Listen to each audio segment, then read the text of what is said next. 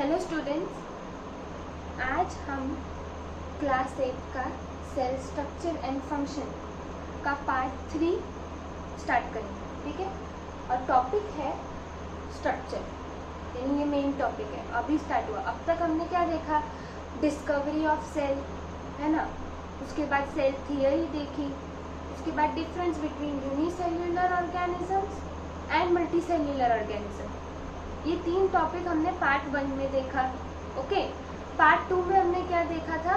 तो simply variations in shapes and sizes, है ना। सेल का अलग अलग शेप होता है, साइज होता है, डिपेंडिंग ऑन इट्स फंक्शन। ठीक है, वो देखा। कुछ फैक्ट्स देखे। तो आज का फैक्ट क्या है कि जैसे अर्थ पे अर्थक्वेक्स होते हैं, so according to Geological Survey by US,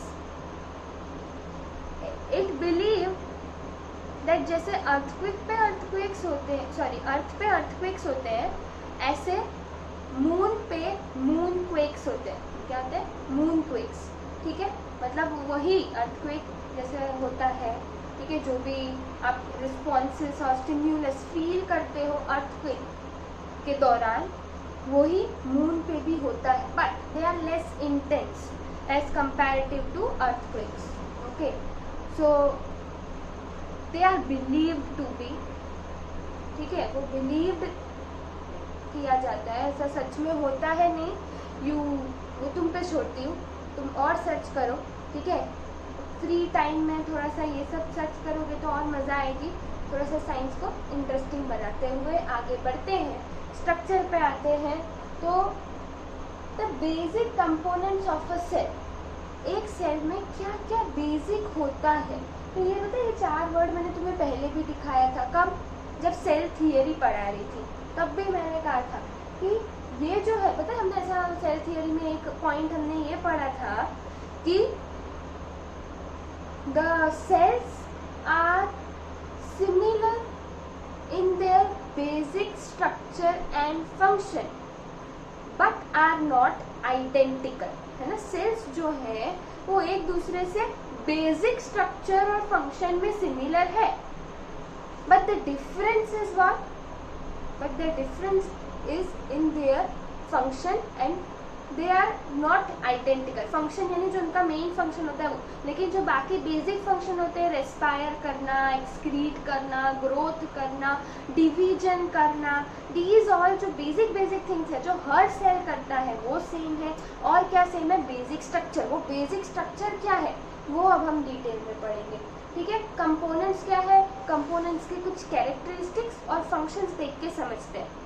okay, चलिए स्टार्ट करते हैं structure. The basic components of a cell are plasma membrane, nucleus, cytoplasm, cell organelles. ये 4 कंपोनेंट। इसके साथ साथ हम एक पढ़ेंगे सेल वॉल। तो वो सेल वॉल इधर क्यों नहीं डाला, मैं आती हूँ। पहले हम इससे स्टार्ट करते हैं। Plasma membrane, nucleus, cytoplasm, cell organelles. ये तो बोल दिया कि ये कंपोनेंट्स हर एक सेल में आपको देखने को मिलेगा, लेकिन ये है क्या? ठीक है, तो वो देखते हैं। तो यहाँ पे तुम जो डायग्राम देख रहे हो, ये एक नॉर्मल सेल, अ टाइपिकल सेल। टाइपिकल सेल जब भी ऐसा कुछ लिखेंगे, और टाइपिकल सेल यानी नॉर्मली सेल कैसा दिखता है। अगर मैं उसका बेसिक स्ट्रक्चर देखूँ, ठीक है, कोई भी मैंने एक पर्टिकुलर सेल नहीं लिया है, नर्व सेल या human cheek cell, muscle cell, plant cell, ऐसा नहीं लिया। ठीक है, मैं कोई एग्जाम्पल नहीं कि एक अगर मैंने नॉर्मल सेल लिया है, एक टाइपिकल सेल लिया है, ठीक है, तो उसका बेसिक स्ट्रक्चर पढ़ने के लिए कि नॉर्मली एक सेल में क्या क्या होता है, उस बेसिस पे ये डायग्राम लिविंग साइंस के टेक्स्ट बुक पे पेज 109 पे दिया है। ठीक है, ये सेल आपने देखा, डायग्राम देखा। अब डायग्राम को लेबलिंग, डायग्राम अधूरा है लेबलिंग बिना। लेबलिंग इज मस्ट, है ना। चलो, तो लेबलिंग के साथ साथ थोड़ा सा डिटेल में समझते हैं हर एक component of a cell. Okay, चलो, तो पहला जो है, पहला कंपोनेंट हम लेते हैं, ये जो तुम्हें सेल के अंदर ये blue dot dot dot dot structure, जैसे हम कभी पता है बीकर बनाते हैं, बीकर में इस तरह से मैं ऐसा करूं तो मतलब दिस इंडिकेट्स व्हाट? वाटर, कि इसमें मैंने कुछ भरा है, मैंने पानी भरा है। हम ऐसा इसमें दिखाते हैं, है ना। तो इसी तरह अगर मैं इसमें सेल में बात करती हूँ, तो this is nothing but component. First component हम बात कर रहे हैं साइटोप्लाज्म।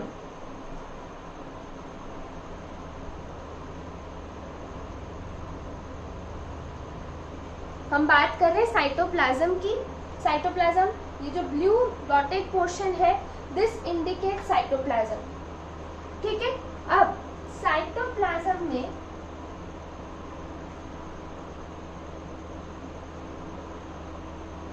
जो ये वर्ड साइटो है, वो आया है काइटोस से। The term cyto is derived from kaitos, which means hollow.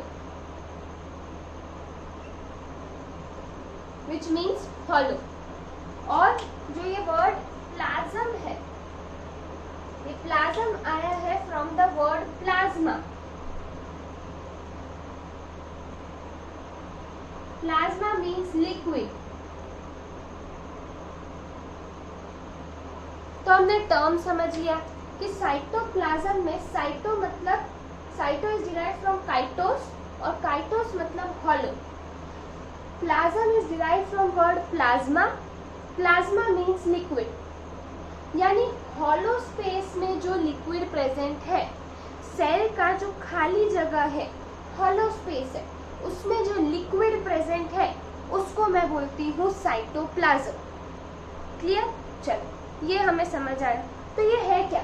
अब देखो, जैसे अगर मैं कैरेक्टरिस्टिक्स लिखती हूँ कि आप कैसे आइडेंटिफाई करोगे कि ये साइटोप्लाज्म है, तो आप लिखोगे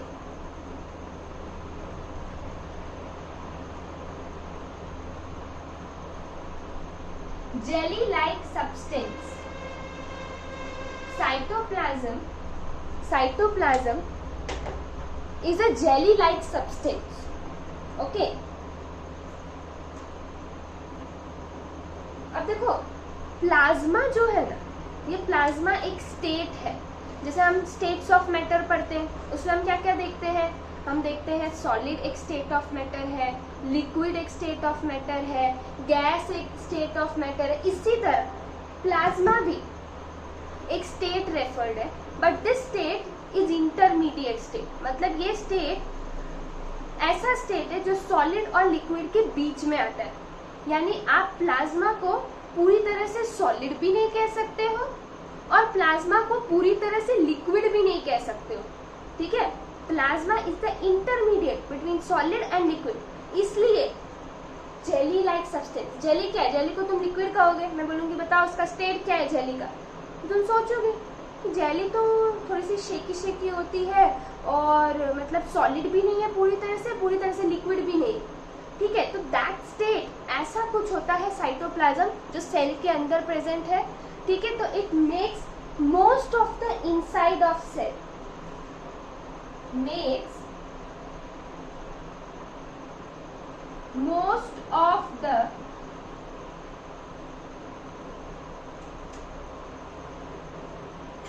inside of cell। सेल की आधी से ज्यादा जो स्पेस है वो कौन ऑक्यूपाई करता है? साइटोप्लाज्म। कैसा है? Jelly like substance. तो ये हो गई कैरेक्टरिस्टिक। देखो, मैं ब्लू से जिसके बारे में डिस्कस कर रही हूँ वो लिखूंगी, ब्लैक से मैं कैरेक्टरिस्टिक लिख रही हूँ और रेड से फंक्शन लिख रही हूँ। ये मैं क्यों बता रही हूँ? थोड़ा सा कलरफुल नोट्स अगर तुम बनाओगे, so it would be easy for you to recall and remember all these things. Okay, चल तो फंक्शन लिखते हैं। फंक्शन में क्या लिखोगे कि all life functions takes place inside cytoplasm. ठीक है, मेरे साथ लिख रहे हो तो अच्छी बात है। ऑल लाइफ फंक्शंस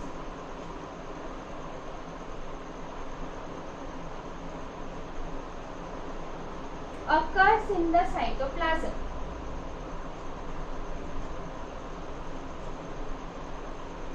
ठीक है। लाइफ फंक्शंस यानी क्या? जो सेल बेसिक फंक्शन परफॉर्म करता है, ग्रोथ, डिवीजन, रेस्पिरेशन मतलब एक्सचेंज ऑफ गैसेस, ऑक्सीजन अंदर लेना, कार्बन डाइऑक्साइड बाहर देना, वेस्ट बाहर देना, फूड को अंदर लेना, फूड को डाइजेस्ट करना, ठीक है, ताकि उसको एनर्जी मिले तो सेल दूसरी एक्टिविटीज कर पाए। ये सब जो भी काम है लाइफ फंक्शंस है, टू रिमेन सेल, ठीक है, सेल अलाइव रहे, ठीक है, तो उसको लाइफ फंक्शंस परफॉर्म करने होंगे। और ये सब फंक्शंस कहाँ पे होते हैं? ये साइटोप्लाज्म के अंदर होते हैं। साइटोप्लाज्म कहाँ है? सेल के अंदर है। कैसा है? जेली लाइक सब्सटेंस है। It makes most of the inside of cell, ठीक है, आधे से ज्यादा स्पेस साइटोप्लाज्म ही कवर कर रहा है सेल के अंदर। समझ आया? तो this was one of the component of cell. वो क्या था? साइटोप्लाज्म, ठीक है। तुम चाहो तो स्क्रीनशॉट ले लो, ठीक है। तो मैं आगे बढ़ती हूँ। सेकेंड कंपोनेंट देखते हैं।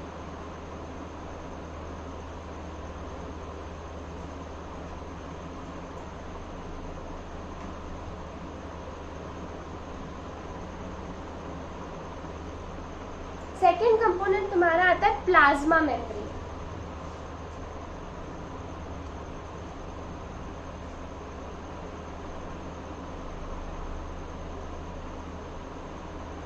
जिसको हम सेल मेम्ब्रेन भी कहते हैं।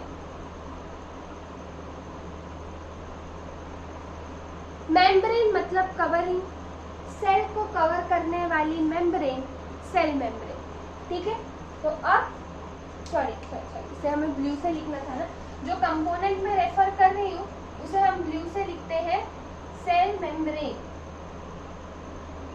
सेल मेम्ब्रेन तो लिखो also known as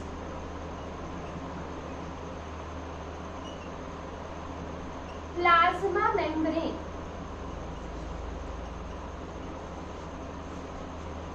cell membrane also known as plasma membrane. अब मैं सेल मेम्ब्रेन को प्लाज्मा मेम्ब्रेन क्यों कह रही हूँ? चलो सेल मेम्ब्रेन समझ आए कि सेल को कवर करने वाली जो लेयर है, जो मेम्ब्रेन है, उसे सेल मेम्ब्रेन कह रहे हैं, ठीक है। ये जो आउटर मोस्ट, ये तुम्हें बाउंड्री दिख रही है, this is nothing but cell membrane. Plasma membrane क्यों बोला? प्लाज्मा को कवर करने वाली मेम्ब्रेन प्लाज्मा मेम्ब्रेन। प्लाज्मा है ना अंदर, हॉलो स्पेस में जो प्लाज्मा मिलता है उसको मैं साइटोप्लाज्म बोलती हूँ। ये प्लाज्मा को कवर कर रहा है, इसलिए प्लाज्मा मेम्ब्रेन। क्लियर? चलो, तो also known as plasma membrane. Characteristic कैसे आइडेंटिफाई करोगे कि ये प्लाज्मा मेम्ब्रेन है? सो थिन आउटर कवरिंग है ना, थिन कवरिंग लिखो thin covering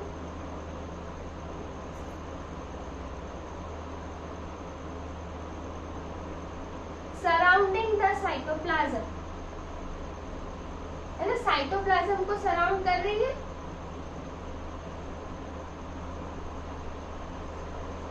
So thin covering surrounding the cytoplasm is nothing but plasma membrane और cell membrane, है ना। तो ये हो गई कैरेक्टरिस्टिक। भाई अगर तुम्हें ऐसी कोई कवरिंग दिखती है तो तुम उसे कह सकते हो सेल मेम्ब्रेन। अच्छा, फंक्शन तो बहुत से है, रेड पेन से लिखेंगे फंक्शन। चलो लिखो protects the cell.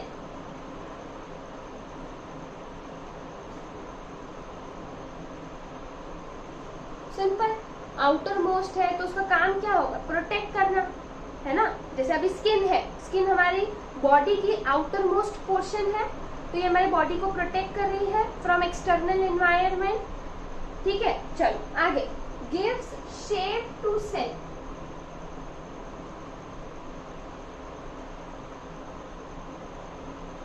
Plasma membrane या सेल मेम्ब्रेन सेल को शेप देती है, ठीक है। उसको डिफाइनेड शेप, नर्व सेल का इलोंगेटेड, मसल सेल का लॉन्ग एंड थिन, है ना, स्किन सेल का फ्लैट। तो ये कैसे शेप कैसे मिल रहे हैं? तो उनके प्लाज्मा मेम्ब्रेन से उस पर्टिकुलर सेल को अपना पर्टिकुलर फंक्शन के हिसाब से शेप मिल रहा है। Okay, according to their function they would get their shape with the help of plasma membrane. Plasma membrane मदद कर रही है उनको शेप देने में, ठीक है। चलो next function, separates cell from its surrounding.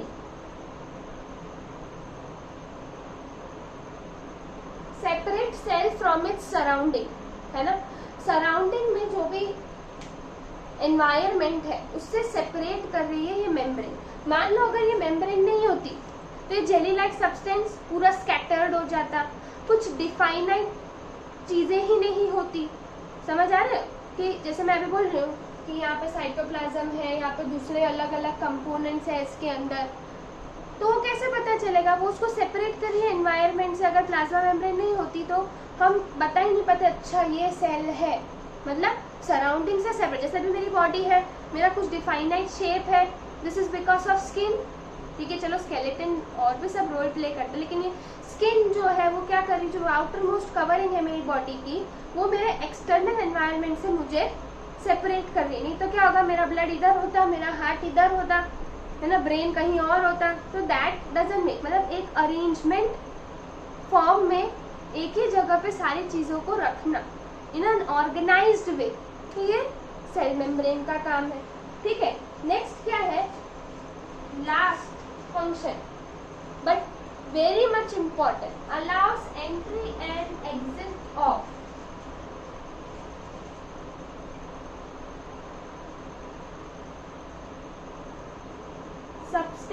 some substances.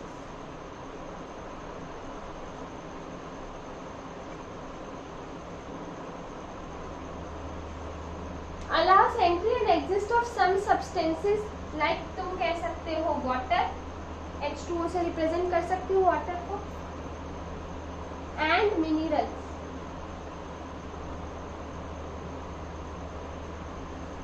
ठीक है। तो प्लाज्मा मेम्ब्रेन एक गेट, दरवाजा की तरह एक्ट कर रही है, ठीक है। और वो किसके बीच में दरवाजा है, एक्सटर्नल एनवायरनमेंट और सेल के बीच में, कि प्लाज्मा मेम्ब्रेन खड़ी है, अच्छा तू पानी है, अच्छा अंदर जा, सेल के अंदर जा सकते हैं, ठीक है।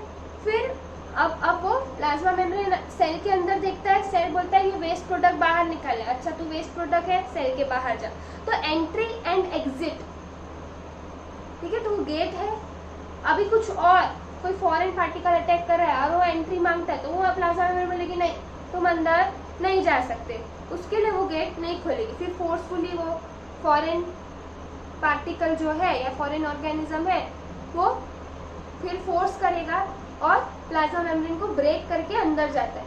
लेकिन इनिशियली प्लाज्मा मेम्ब्रेन ने अलाउ नहीं किया, यानी वो कुछ ही सब्सटेंसेस जो जरूरी है उसका एक्सचेंज कराती है from in to out and vice versa, ठीक है।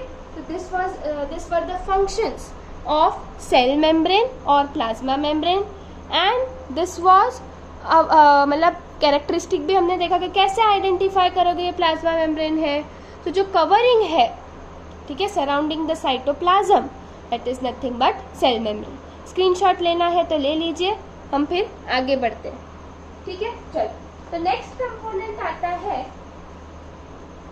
थर्ड कंपोनेंट, दैट इज, वो भी बहुत ज्यादा इंपॉर्टेंट है, that is nothing but nucleus, okay. अगर तुम मेरे साथ लिख रहे हो तो थर्ड सीरियल नंबर डाल के थर्ड कंपोनेंट लिखो, न्यूक्लियस।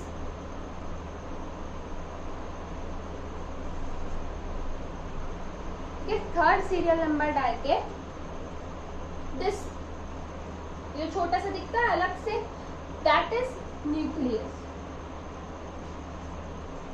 थर्ड न्यूक्लियस, ठीक है। अब न्यूक्लियस, ठीक है, तुम ब्लू से लिख देना, सॉरी इस बार फिर भूल गई। तो न्यूक्लियस में अगर हम बात करें, so nucleus is a small spherical body present in the cytoplasm, ये कैरेक्टरिस्टिक हो गई, small spherical body present in cytoplasm। Cytoplasm, cell के साइटोप्लाज्म में स्मॉल स्फेरिकल बॉडी है, ठीक है, प्रेजेंट इन साइटोप्लाज्म, बट ये क्या कर रहा है, फ्लोटिंग, तो ब्रैकेट में लिखो फ्लोटिंग, मतलब ये फ्लोट कर रही है। तो तुम ऐसा भी लिख सकते हो कि small spherical body floating in cytoplasm. Cytoplasm jelly like substance है, इसलिए न्यूक्लियस एक ही जगह नहीं रहता, लेकिन ज्यादातर न्यूक्लियस कहाँ मिलता है? So mostly found in centre. मैं ऐसा नहीं कह रही हूँ कि न्यूक्लियस सेल के सेंटर में मिलता है, ज्यादातर जब भी तुम सेल में देखोगे तो न्यूक्लियस कहाँ मिलेगा? Mostly found in centre. ठीक है, मोस्टली फाउंड इन सेंटर। अच्छा, आगे बढ़ते हैं, फंक्शंस पे आते हैं। तो इसको बोलते हैं, न्यूक्लियस को बोलते हैं control centre of cell. Nucleus को बोलते हैं control centre of cell. Okay, क्यों कंट्रोल सेंटर ऑफ सेल कहते हैं? ठीक है, बिकॉज यहाँ पे लिखो डायरेक्ट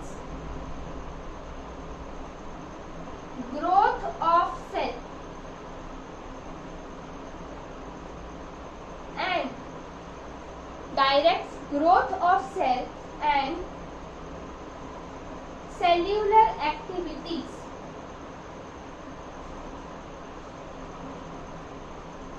ठीक है, तो क्योंकि वो सेल का कब ग्रोथ करना है, कब ग्रोथ स्टॉप करना है, कितना ग्रोथ करना है, वो सब कौन रेगुलेट कर रहा है? न्यूक्लियस। अंदर सेल्यूलर एक्टिविटीज, अभी ऑक्सीजन की जरूरत है, ऑक्सीजन को अंदर आने दो। प्लाज्मा मेम्ब्रेन को बोलो तुम दरवाजा खोलो, ऑक्सीजन को अंदर आने दो, पानी को अंदर आने दो, वेस्ट को बाहर जाने दो। तो ये सब जो कमांड जो दे रहा है कि ये चीजें सब हो, एक्टिविटीज सेल के अंदर हो, तो वो सब कौन रेगुलेट कर रहा है? Nucleus. Therefore nucleus is referred as control centre of cell. और यही फंक्शन के अकॉर्डिंग हम न्यूक्लियस को कंपेयर करते हैं। Therefore it is compared with brain in animals. Therefore it is compared with brain in animals। जैसे हमारे अंदर जो ब्रेन है वो हमें कमांड दे रहा है, अभी मैं तुमसे बोल रही हूँ, तुम्हें मुझे क्या बोलना है, कितना समझाना है, ठीक है, कैसे एक्सप्रेस करना है, सब मेरे हैंड मूवमेंट सब कौन कमांड दे रहा है? मेरा ब्रेन, है ना। तो इसी तरह सेल में क्या काम होना चाहिए, कब होना चाहिए, कितना होना चाहिए, these all things are regulated by the nucleus present inside the cell। okay, तो इसके functions, ये इसके characteristics। अब हम देखते हैं components of nucleus। पहले तुम इतना लिखो, अगर स्क्रीनशॉट ले रहे हो तो स्क्रीनशॉट ले लो, तो फिर हम आगे बढ़ते हैं। ठीक है, तो अब हम देखते हैं कंपोनेंट्स ऑफ न्यूक्लियस। न्यूक्लियस के भी कंपोनेंट, जैसे अभी हम सेल के देख रहे हैं एक एक, इसी तरह न्यूक्लियस के कंपोनेंट्स हैं।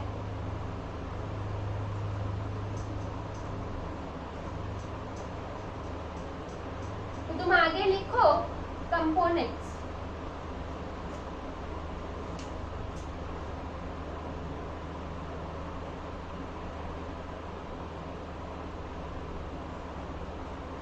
क्या है कंपोनेंट्स? तो पहला, तो ये तुम्हें बाउंड्री दिख रही है,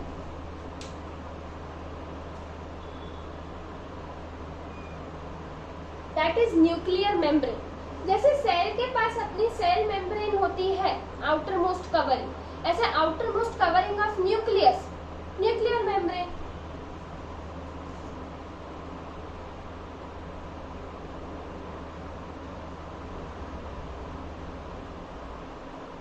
ठीक है, तो न्यूक्लियर मेम्ब्रेन क्या है कि सेपरेट्स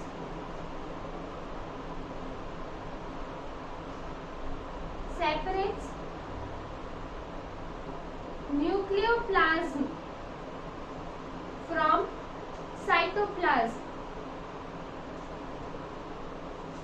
न्यूक्लियोप्लाज्म को सेपरेट करना है फ्रॉम साइटोप्लाज्म। मैम न्यूक्लियोप्लाज्म क्या है? चलो पहले न्यूक्लियोप्लाज्म समझते हैं, फिर मैं न्यूक्लियर मेम्ब्रेन में आती हूँ।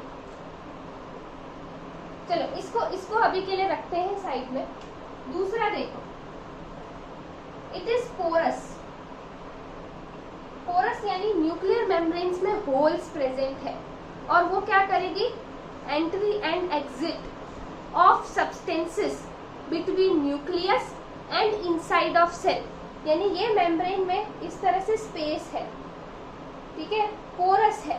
तो यहाँ से क्या होगा, यहाँ से होगा exchange of substance between nucleus and cytoplasm.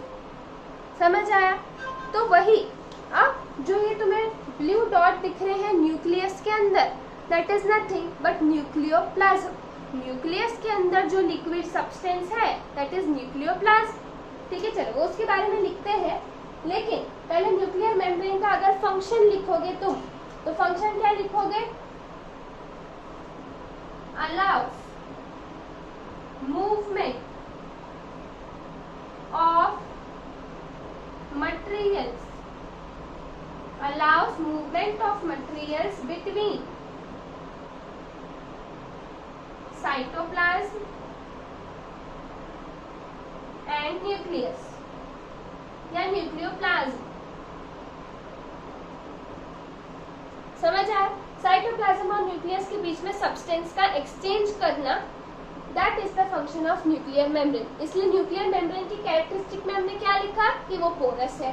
अच्छा, it separates nucleoplasm from cytoplasm, वो भी एक ऐसा बैरियर बन रहा है, ठीक है, कि मैं कैसे सेल के अंदर आइडेंटिफाई करूंगी कि न्यूक्लियस कहाँ है। तो न्यूक्लियर मेम्ब्रेन जो है वो ऐसे उसको डिफाइनाइट करेगी कि हाँ ये है न्यूक्लियस।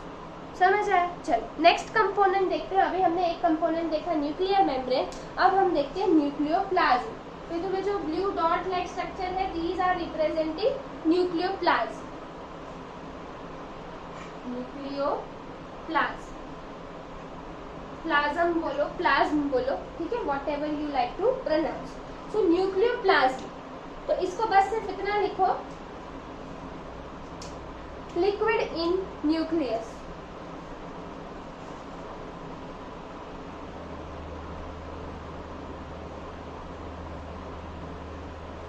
न्यूक्लियस के अंदर जो लिक्विड वाला पोर्शन है that is nothing but nucleoplasm, क्योंकि न्यूक्लियस के अंदर है, ठीक है, इसलिए न्यूक्लियोप्लाज्म।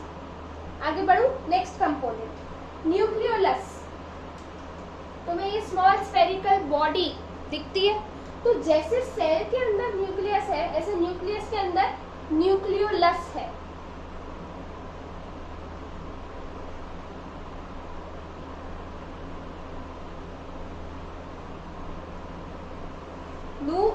न्यूक्लियोलस, ठीक है, तो ये न्यूक्लियोलस जो है, लिखो स्मॉल स्फेरिकल बॉडी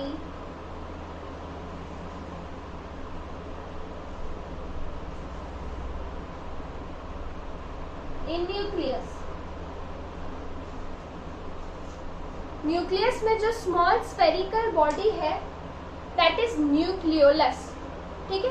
इसका फंक्शन क्या है वो सब हम क्लास 9th में देखेंगे या हायर स्टैंडर्ड्स में और डिटेल में देखेंगे।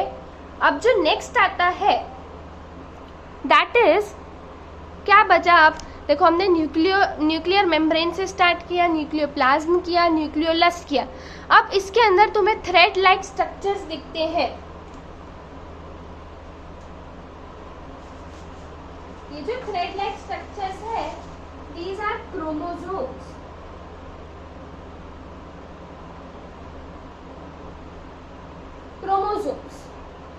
Chromosomes are thread-like structures inside nucleus।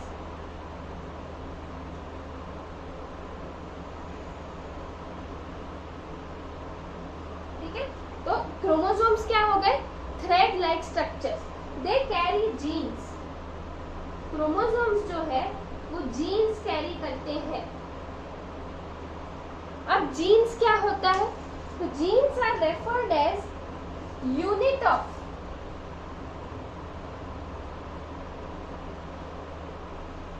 Inheritance.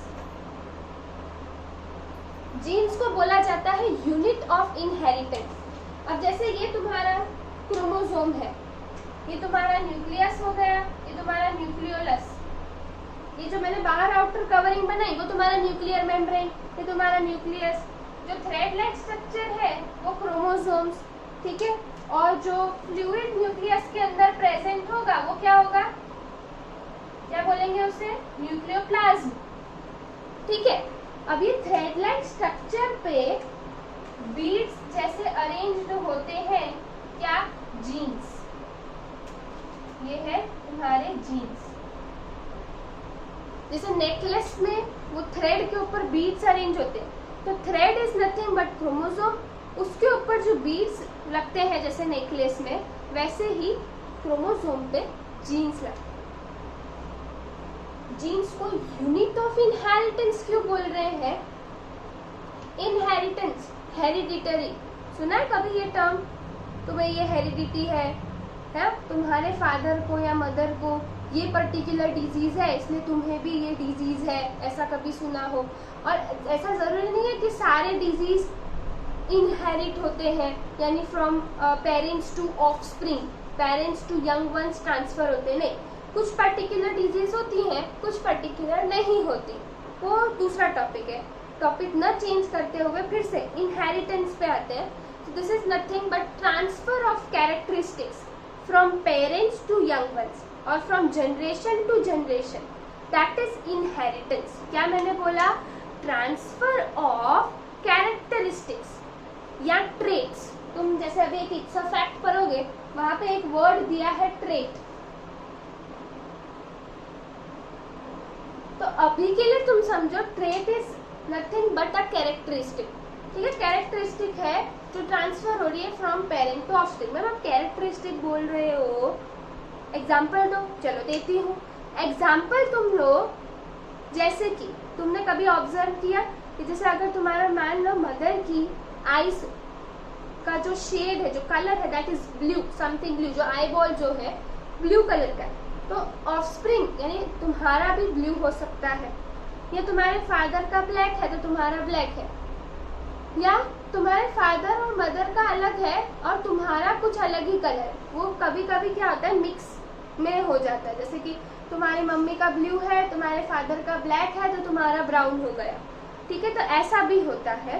But कभी कभी पूरा का पूरा, जैसे तुम्हारे मम्मी के कर्ली हेयर है तो तुम्हारे भी कर्ली हेयर है, ठीक है, तुम्हारे फादर मदर की हाइट बहुत ज्यादा है तो तुम्हारी भी हाइट ज्यादा है, वो शॉर्ट है तो तुम भी शॉर्ट हो, ऐसा भी होता है, ठीक है। तो ये जो क्या है, ये कैरेक्टरिस्टिक्स है which are transferring from generation to generation, this is nothing but inheritance. तो ये जीन्स की वजह से आता है, ये जीन्स जो है ये इंफॉर्मेशन रखते हैं सब, और जब ऑफस्प्रिंग रिप्रोड्यूस होता है that time this information is carried by genes from parents to offsprings, ठीक है। दूसरा कि ह्यूमंस में देर आर 23 पेयर्स, पेयर बोल रही हूँ हाँ मैं,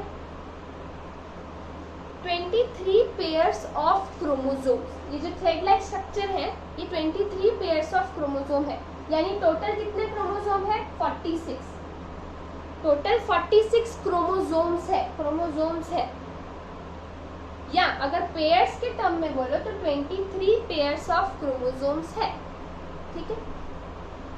अब ये पेयर्स है तो मतलब क्या कि इसमें से एक फादर से आता है, एक मदर से आता है, जैसे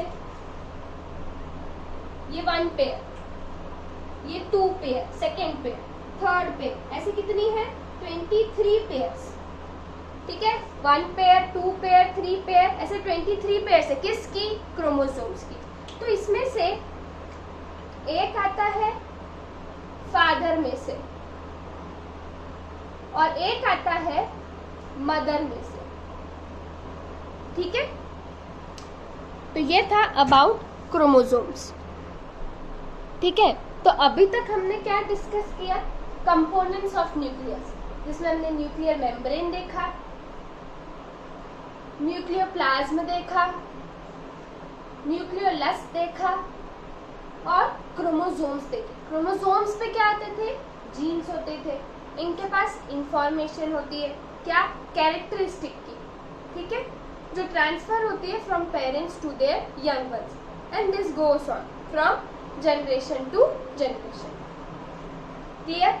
आगे बढ़े नेक्स्ट कंपोनेंट। अब तक हमने प्लाज्मा मेम्ब्रेन डिस्कस किया, न्यूक्लियस डिस्कस किया, साइटोप्लाज्म डिस्कस किया। अब हम फोर्थ कंपोनेंट पे आते हैं, दैट इज सेल ऑर्गेनेल्स। और they are small structures. Cell organelles जो है, ठीक है, दीज आर स्मॉल स्ट्रक्चर्स, छोटे से स्ट्रक्चर हैं जो ऑब्वियसली सेल के अंदर है, लेकिन सेल के अंदर भी कहाँ?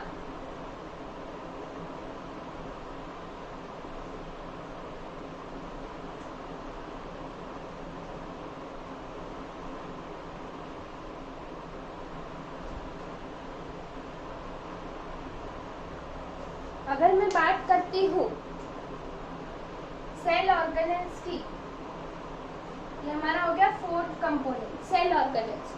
सो ये क्या है? तो हम कैरेक्टरिस्टिक लिखते हैं, small structures scattered in cytoplasm। ठीक है, सेल में न्यूक्लियोप्लाज्म भी है, न्यूक्लियस है, साइटोप्लाज्म है।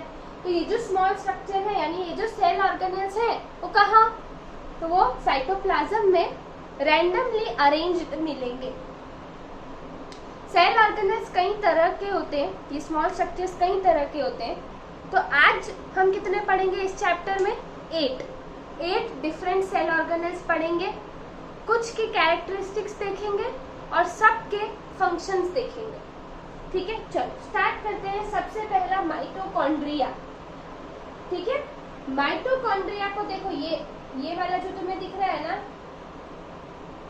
इसको थोड़ा सा मैग्नीफाई करके बताती हूँ। चलो तुम पहला सीरियल नंबर तो डालो। पहला जो हम सेल ऑर्गेनेल पढ़ रहे हैं वो है माइटोकॉन्ड्रिया। माइटोकॉन्ड्रिया, ठीक है। तो ये माइटोकॉन्ड्रिया को टेक्स्ट बुक में या हम यूजुअली डायग्राम में किस तरह से रिप्रेजेंट करेंगे?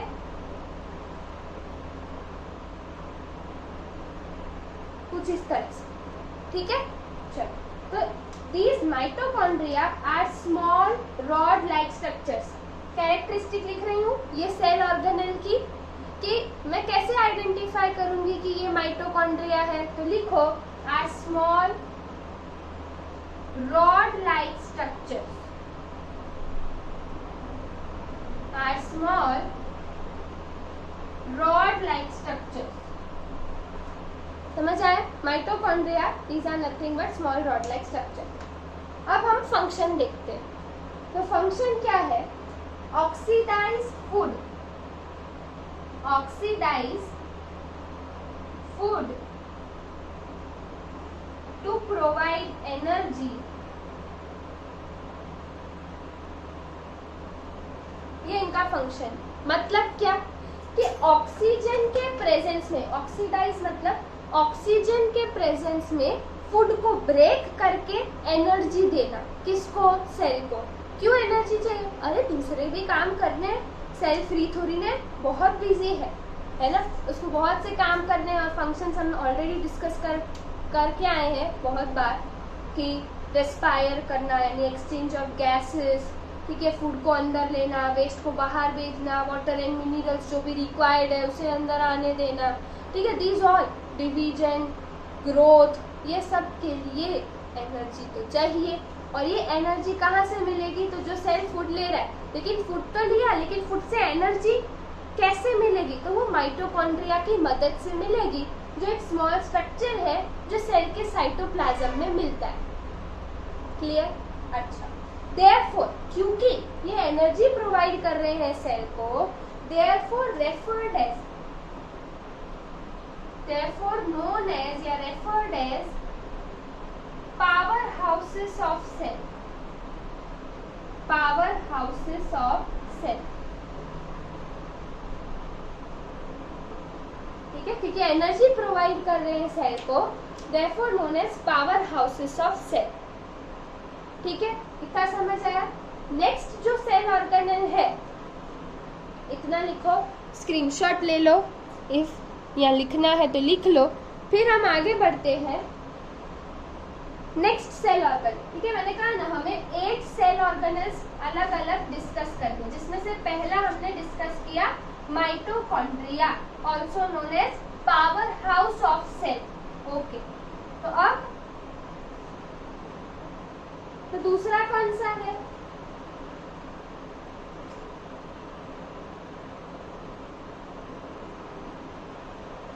अब अगर तुम टाइपिकल सेल का डायग्राम टेक्स्ट बुक में देखोगे तो स्मॉल ओवल या सर्कुलर स्ट्रक्चर दिया है डायग्राम में, that is representing the organelle, second organelle vacuole. Vacuole, ठीक है। अब ये जो वैक्यूल है, इसका कैरेक्टरिस्टिक देखो कि कैसे आइडेंटिफाई करोगे। चलो डायग्राम में तुम सर्कल से रिप्रेजेंट कर सकते हो, बट एक्चुअली इट इज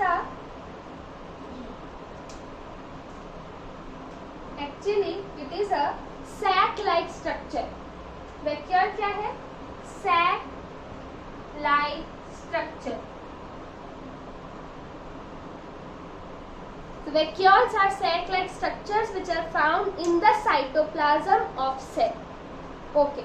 फिर plant cells. Plant cells have larger vacuoles. Plant cells have larger vacuoles as compared to animal cells. As compared to animal cells, plant cells के पास बड़े vacuoles होते हैं। ठीक है, चल फंक्शन देखते हैं। फंक्शन सिंपल है, टू स्टोर। सिंपल है मतलब याद करने में सिंपल है, लेकिन इतना ही एसेंशियल है ना। So to store food, water and waste. ठीक है, अब वेस्ट को स्टोर मतलब जब तक सेल न्यूक्लियस सेल को कमांड नहीं देता कि तुम वेस्ट को बाहर डाल सकते हो, जब तक वो कंडीशन नहीं आती तब तक वेस्ट वैक्यूल के अंदर स्टोर्ड रहता है। जैसे न्यूक्लियस बोलेगा now it is the right time to excrete, तब वैक्यूल से वेस्ट बाहर निकलेगा और सेल के बाहर। ठीक है, दूसरा फूड एंड वाटर। ठीक है, वो फूड और वाटर जनरेट हो गया, लेकिन हाल फिलहाल अभी सेल को जरूरत नहीं है, तब तक के लिए स्टोर कहाँ करेंगे? वैक्यूल के अंदर। ठीक है, तो vacuole is storing food, water and waste. It is a sac like structure found inside the cytoplasm. Okay, and plant cells have larger vacuoles than animal cells. ठीक है, चलो तो ये हो गया वैक्यूल्स के बारे में। अब हम आगे बढ़ते हैं। नेक्स्ट सेल ऑर्गेनल है प्लास्टिड्स। अब वो डायग्राम के अंदर नहीं है। ठीक है, अब यहां से जो मैं दिखाती हूं ना, उनका सिर्फ फंक्शंस दिया है, वो कैसे दिखते हैं, उनका स्ट्रक्चर, उसके बारे में ज्यादा डिटेल नहीं है। तो कोई बात नहीं, जितना दिया उतना तो पढ़ लेते हैं, बाकी का हायर स्टैंडर्ड्स में। तो नेक्स्ट इज प्लास्टिड्स। अब ये सेल ऑर्गेनल्स ध्यान रखना, only found in plant sales, only found in plant sales. सिर्फ प्लांट सेल्स में मिलेंगे, एनिमल सेल्स में प्लास्टिड्स नहीं मिलेंगे। ओके, ये जो है these are of different colour and types.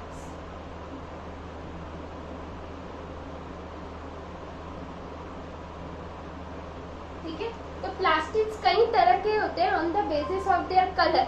Colour के बेसिस पे उनके अलग अलग टाइप्स होते हैं, दूसरे भी कई तरह के प्लास्टिड्स होते हैं। आज जो हम पढ़ेंगे वो है green coloured plastid. Green colour का प्लास्टिड है जिसका नाम है क्लोरोप्लास्ट।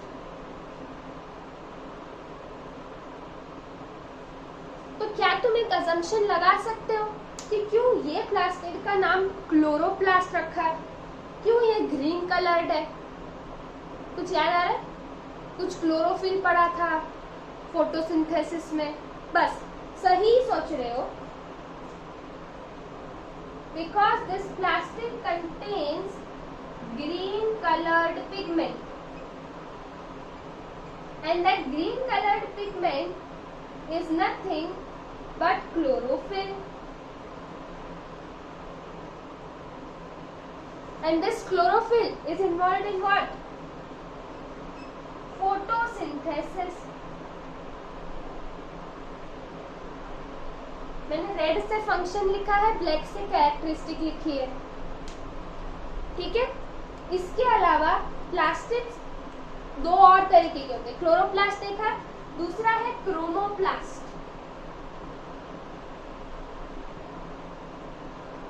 क्रोमोप्लास्ट क्या लगता है? क्रोमो मतलब कलर, क्रोमो मतलब कलर, तो ये कलर्ड प्लास्टिक्स है, ठीक है। और दूसरा आता है ल्यूकोप्लास्ट।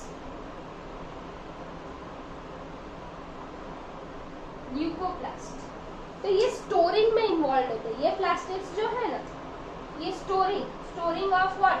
Protein, fats, oils. जब प्लास्टिक्स ये चीजें स्टोर करते हैं उनको हम ल्यूकोप्लास्ट बोलते हैं। क्रोमोप्लास्ट यानी कलर्ड प्लास्टिक्स, ठीक है। तो ये तो एक्स्ट्रा इंफॉर्मेशन, ठीक है।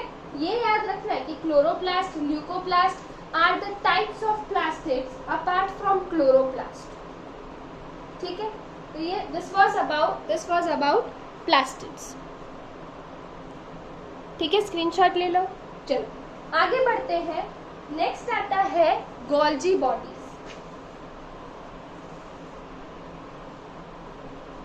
अब वो जो सेल ऑर्गेनेल है उसका सिर्फ फंक्शन दिया है, स्ट्रक्चर के बारे में कुछ इतना डिफाइन नहीं किया है।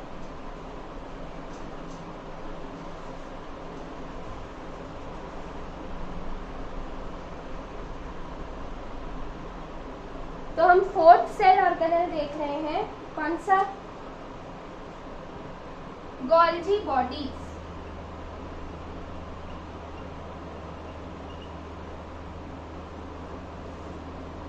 इसका फंक्शन रेड से लिख रहे हैं, सीक्रेट सब्सटेंसेस, सब्सटेंस को सीक्रेट करता है। मैम एग्जांपल जैसे एंजाइम्स। एंजाइम्स की क्या जरूरत है? अरे बहुत ज्यादा जरूरत है ना। जैसे तुमने पढ़े होंगे कुछ enzymes, for example lactobacillus bacteria, है ना। तुमने पढ़े होंगे लैक्टोबैसिलस बैक्टीरिया। तो ये बैक्टीरिया कहाँ मिलते हैं? In our digestive tract, okay. तो ये डाइजेशन में मदद करते हैं। चैप्टर 2 माइक्रो ऑर्गेनिजम्स में पढ़ा था, याद आ रहा है? बस वही है। तो वो एंजाइम्स जैसे डाइजेशन में मदद करते हैं, ऐसे बहुत सारे एंजाइम्स हमारे बॉडी में होते हैं। जैसे सलाइवा है ना, सलाइवा जो हमारे माउथ में है, जो फूड को च्यू करने में हेल्प करती है, जिसको हम बोलते हैं मेस्टिकेशन, कि उसको ब्रेक करना फूड को और फिर स्वॉलो करना। तो आसानी से स्वॉलो हो, आसानी से ब्रेक होके पेस्ट बने बिकॉज ऑफ सलाइवा। तो सलाइवा में भी कुछ एंजाइम्स होते हैं, ठीक है। तो ऐसे सेल के अंदर एंजाइम्स है, तो जो भी सेल के अंदर केमिकल रिएक्शंस होती है वो आसानी से हो, तो उसमें एंजाइम्स मदद करते हैं। और ये एंजाइम्स आते कहाँ से? तो ये जो सेल ऑर्गेनेल है जो साइटोप्लाज्म के अंदर मिलते हैं, उनमें से एक गोल्जी बॉडी है।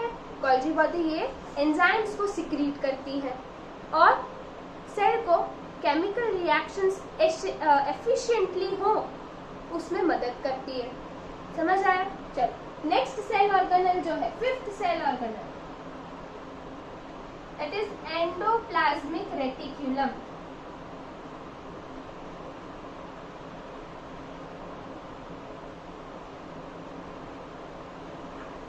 एंडोप्लाज्मिक रेटिक्यूलम, एंडो मतलब क्या? इनसाइड, प्लाज्मिक मतलब क्या, प्लाज्मा। रेटिक्यूलम मतलब क्या, network like structure.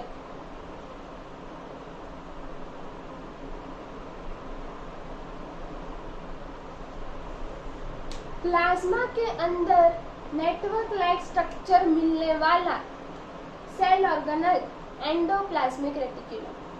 Network like मतलब क्या, सो हेल्प टू ट्रांसपोर्ट सब मटेरियल्स या substances within the cell.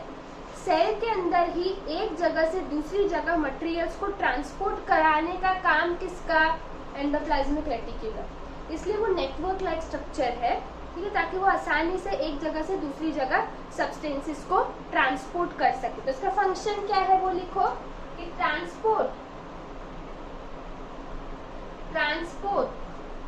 Materials within the cell.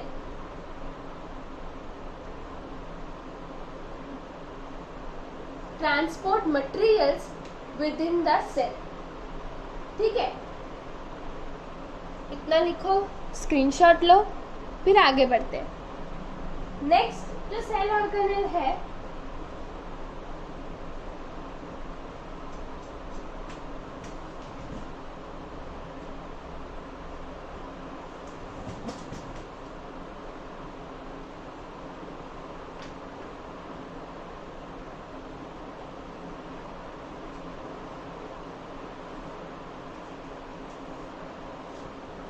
ribosomes. Ribosomes are another small structures found inside the cell organelles and they are involved in making proteins. तो cell के अंदर proteins बनाने का काम किसका, ribosomes का। Substances secrete, Golgi bodies जैसे enzymes को सिक्रीट करना। सेल के अंदर ही एक मटेरियल को एक जगह से दूसरी जगह ट्रांसफर करना, एंडोप्लाज्मिक रेटिक्यूलम, ठीक है। एनर्जी प्रोवाइड करना, powerhouse of cell, mitochondria. Food waste या वाटर को स्टोर करना, वैक्यूल्स। समझ आ रहा है? तो इसी तरह राइबोसोम्स प्रोटीन्स बना रहे। Next lysosomes, so they help in destroying old cell structures. मान लो कुछ ऐसी भी चीजें होंगी सेल के अंदर जो अभी सेल को जरूरत नहीं है या उनका लाइफ स्पैन खत्म हो चुका है, तो उनको डिस्ट्रॉय करने का काम, यानी कह सकते हैं, थोड़ा सा कह सकते हैं, cleaning of the cell is done by lysosomes, ठीक है। तो destroy old cell structures, destroy old cell structures, destroy old cell structures. Clear? चलो आगे। Next last equally important, centrosomes. Centrosomes इसका एक कैरेक्टरिस्टिक है, it is found only in animal cells. अच्छा, हमने एक ऐसा सेल ऑर्गेनल डिस्कस किया था that was found only in plant cells. कौन सा था सेल ऑर्गेनल, याद करो, हमने डिस्कस किया था। तो वो था प्लास्टिड। तो इसी तरह अगर मैं सेंट्रोसोम्स की बात करती तो it is found only in animal cells. Okay, चलो आगे बढ़ते हैं। Function, regulate cell division.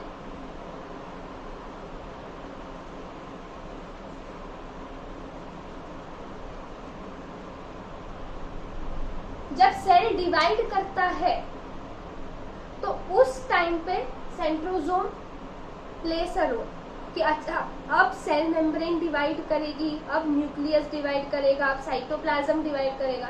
वो जो ग्रोथ एंड डिवीजन वाला टॉपिक अभी आएगा ना, उसमें हम इसका थोड़ा सा डिस्कस करेंगे। बाकी सेंट्रोसोम्स जो है वो सिर्फ एनिमल सेल्स में मिलता है, प्लांट सेल्स में नहीं।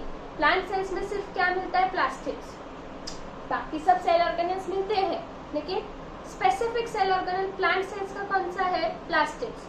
एनिमल सेल्स का सेंट्रोसोम्स। ठीक है, तो this was all about cell organelles. तो ये हो गए तुम्हारे components, plasma membrane, nucleus, cytoplasm और सेल मेम्ब्रेन। एक जो है that was cell wall, about cell wall. तो अब तुम लिखो सेल वॉल, स्क्रीनशॉट ले लो पहले इसका, ठीक है, इफ यू वांट। अब इसके बाद हम लिखते हैं अबाउट सेल वॉल।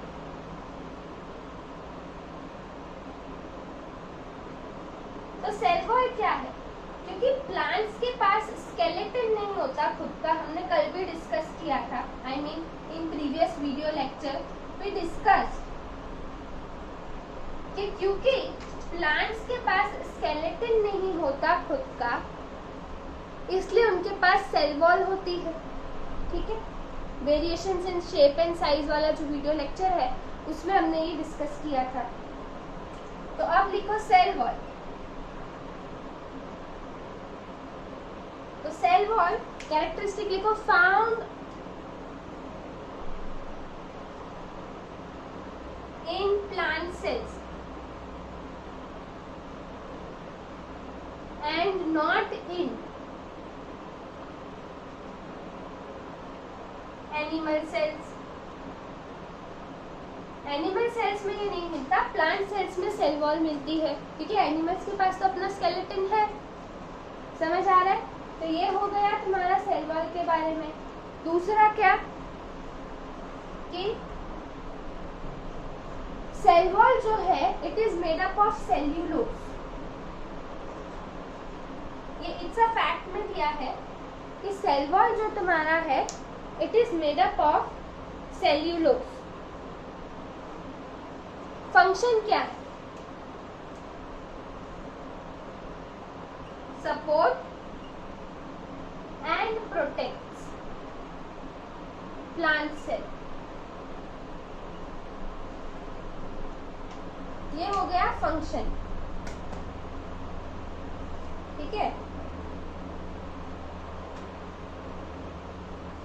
फंक्शन क्या हो गया कि support and protects plant cell.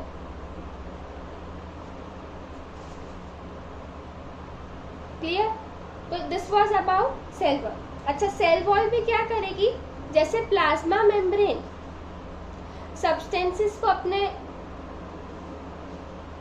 Allow us entry and exit of substances, ऐसे सेल वॉल भी, जैसे अभी ये प्लाज्मा मेम्ब्रेन, तो प्लाज्मा मेम्ब्रेन के बाहर ही एक और लेयर आ जाएगी सेल वॉल। तो सेल वॉल भी पोरस होती है, जैसे न्यूक्लियर मेम्ब्रेन पोरस था, ऐसे कुछ सेल वॉल्स पोरस होती है, कुछ नहीं होती हैं। तो उनका भी जैसे plasma membrane entry and exit allow करते हैं, सेल वॉल भी वही करते हैं, लेकिन उनका मेन फंक्शन क्या है? Support and protect plant cells and it is made up of cellulose, ठीक है। इसलिए जो प्लांट से बना हुआ फूड हम जो खाते हैं दैट इज इम्पॉर्टेंट। क्यों? तो दिस प्रोवाइड फाइबर। सेल्यूलोज जब हमारे बॉडी में जाता है, ये फाइबर हमें प्रोवाइड करता है and it is good for roughage, ठीक है। सो आपका मेटाबॉलिज्म इससे इंक्रीज होगा। जो एनिमल फूड हम खाते हैं या कंज्यूम करते हैं उसमें सेल्यूलोज एब्सेंट होता है। क्यों? क्योंकि एनिमल फूड एनिमल सेल से बना होगा, एनिमल सेल्स यानी सेल वॉल एब्सेंट यानी सेल्यूलोज एब्सेंट। समझ आया? ठीक है। तो this was about cell wall which is a component of a plant cell, ठीक है। एक लास्ट पॉइंट तुम इसका स्क्रीनशॉट ले लो एक बार, सेल वॉल के बारे में जो है।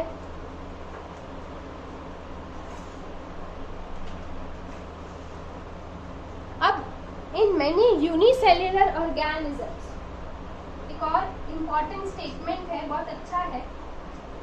There are cell projections on the outer surface of cell.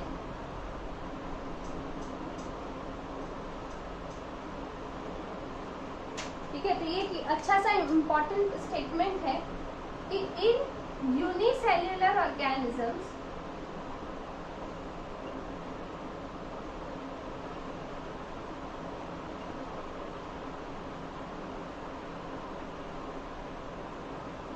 there are cellular projections।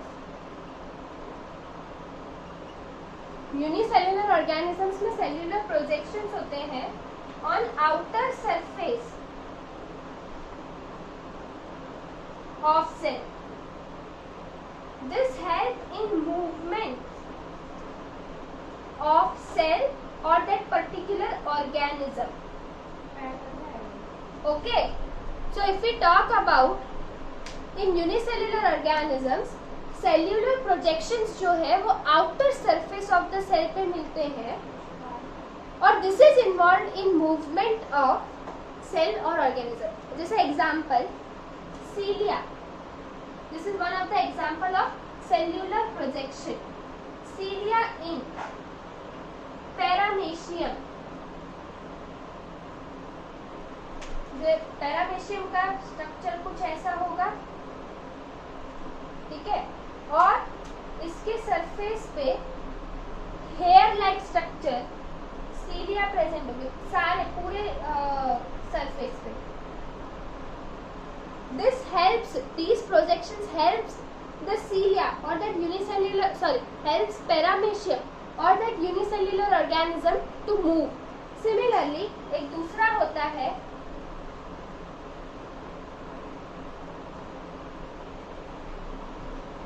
this is Euglena.